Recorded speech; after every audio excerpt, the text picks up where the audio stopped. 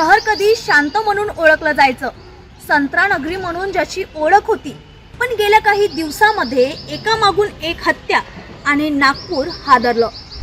नागपूर संत्रा नगरी म्हणून ओळख असलेलं शहर, जे मुख्यमंत्री देवेंद्र फडणवीस आणि केंद्रीय मंत्री नितीन गडकरी यांचं गृहनगरही आहे.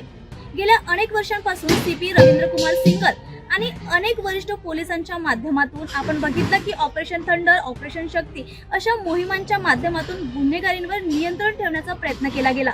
मात्र या सलग 3 दिवसांमध्ये घडलेल्या गंभीर घटनांमुळे नागपूरच्या सुरक्षेवर प्रश्नचिन्ह उपस्थित झालेला आहे. अचानक भीती पसरवणाऱ्या घटनांचा सुळसुळाट सुरू झाला. चला या घडामोडीवर एक नजर टाकूया. अजनी परिसर, पैशांच्या वादातून रक्तरंजित हत्या, एक छोटी रक्कम मोठा कट, अवघ्या 1100 रुपयांच्या वादामुळे युवकाचे जीवन संपले. या प्रकरणी अल्पवयीन आरोपी पोलिसांच्या ताब्यात आहे. गिट्टी खदान पोलीस लाईन, जुन्या शत्रुत्वातून अमानुष मारहाण, जुनी वैरभावना घेऊन आली फटका, हल्ल्यात युवकाचा मृत्यू, पोलीस ठाण्याजवळच घटना घडल्याने परिसरात खळबळ. कडमेश्वर रोड, ओयो हॉटेलमध्ये प्रेम प्रकरणातून हत्या, प्रेमाचा कट, हॉटेलच्या खोलीत निष्पाप जीव संपला. हॉटेलच्या खोलीत तरुणीवर हल्ला करून तिची निर्गुण हत्या केली. आरोपी फरार असून पोलिसांचा शोध सुरू आहे.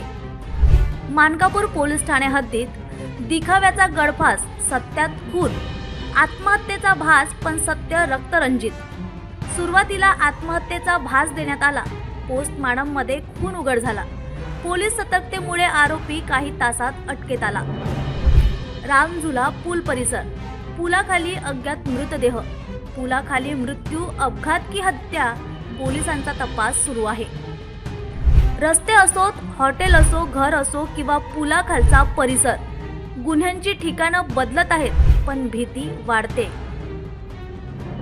उपराजधानी नागपूर आज प्रश्नांच्या भोवऱ्यात अडकलेली आहे. पोलीस तपास सुरू आहे, कारवाई देखील होत आहे, पण नागपूरकरांच्या मनात भीती मात्र कायम आहे आणि प्रश्न मात्र उपस्थित आहे की नागपूर खरंच सुरक्षित आहे का?